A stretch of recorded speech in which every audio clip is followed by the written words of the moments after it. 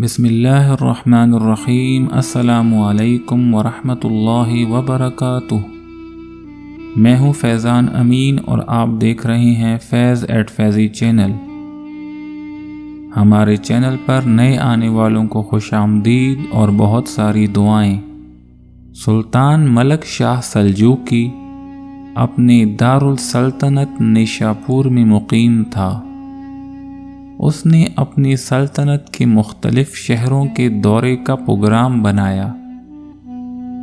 رمضان المبارک کا مقدس مہینہ تھا اور آخری عشرہ بھی شروع تھا۔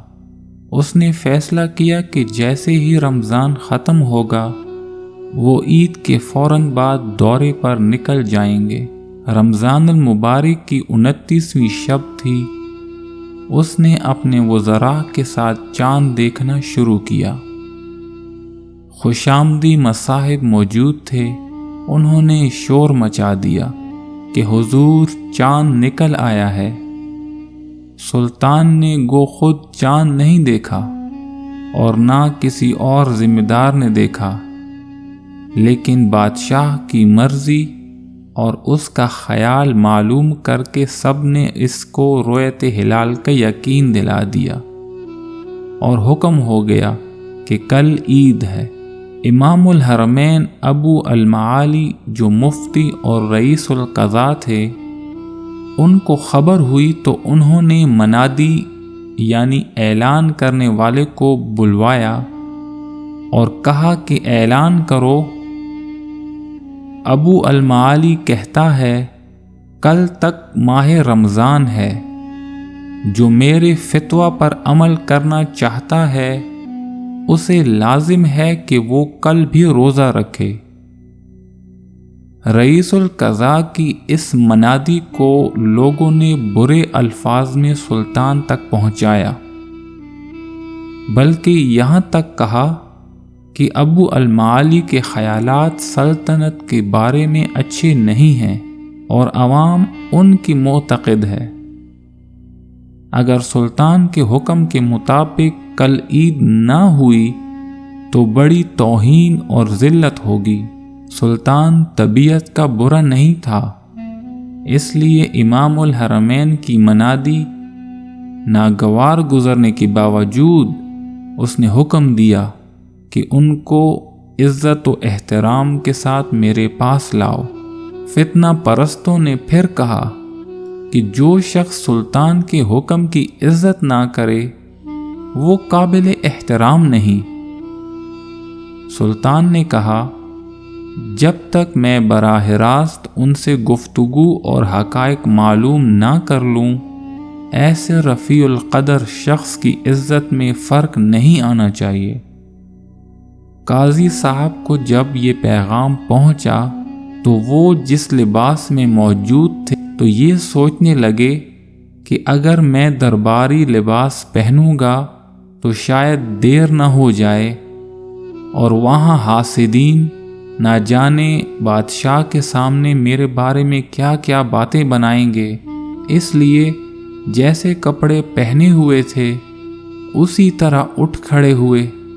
محل کے دروازے پر دربان نے روکا کہ درباری لباس کے بغیر اندر جانا منع ہے۔ وہاں حاسدین نے سلطان کو اطلاع کی کہ امام الحرمین نے پہلے ہی حکم عدولی کی ہے اور اب دوسری گستاخی یہ کی کہ معمولی لباس پہن کر آ گئے ہیں۔ سلطان کو تھوڑا غصہ آیا مگر اندر آنے کا حکم دیا۔ رئیس القضاء جیسے ہی دربار میں آئے، سلطان نے پوچھا کہ اس طرح آنے کی وجہ کیا ہے اور درباری لباس کیوں نہیں پہنا؟ قاضی صاحب نے کہا اے سلطان، میں اس وقت جس لباس میں ہوں اسی سے نماز پڑھتا ہوں اور وہ شرعاً جائز ہوتی ہے، پس جب اللہ کے سامنے میں اس طرح پیش ہوتا ہوں تو آپ کے سامنے آنے میں کیا قباحت؟ البتہ دستور کے مطابق میرا لباس درباری نہیں ہے اور اس کی وجہ گستاخی نہیں، بلکہ میں نے سوچا کہ ذرا سی دیر کی غفلت میں فرشتے میرا نام نافرمانوں کی فہرست میں نہ لکھ لیں اور مجھ سے بادشاہ اسلام کے حکم کی مخالفت سرزد نہ ہو جائے۔ اسی لیے جلدی میں جس طرح بیٹھا تھا اسی طرح چلا آیا۔ سلطان نے کہا، جب اسلام میں حاکم کی اطاعت اس قدر واجب ہے تو پھر ہمارے حکم کی خلاف اعلان کیوں کروایا؟ قاضی صاحب نے فرمایا، جو امور حکم سلطانی پر موقوف ہیں ان کی اطاعت ہم پر فرض ہے، اور جو حکم فتویٰ کے متعلق ہے وہ بادشاہ ہو یا کوئی اور، اسے مجھ سے پوچھنا چاہیے، کیونکہ بحکم شریعت علماء کا فتویٰ حکم شاہی کے برابر ہے۔ جب سلطان نے امام صاحب کی یہ تقریر سنی تو ان کا غصہ ختم ہو گیا اور ان کی جرت اور صداقت سے بہت خوش ہوا اور اعلان کرا دیا کہ میرا حکم در حقیقت غلط تھا اور امام الحرمین و رئیس القضاء کا فیصلہ صحیح ہے۔ ملک شاہ سلطان الب ارسلان سلجوقی کا بیٹا تھا۔ 10 ربیع الاول 465 ہجری بمطابق 1073 عیسوی کو تخت پر بیٹھا۔ نیشاپور تو اس کا دارالحکومت تھا۔ بغداد، حرمین شریفین اور بیت المقدس میں بھی اس کا خطبہ پڑھا گیا۔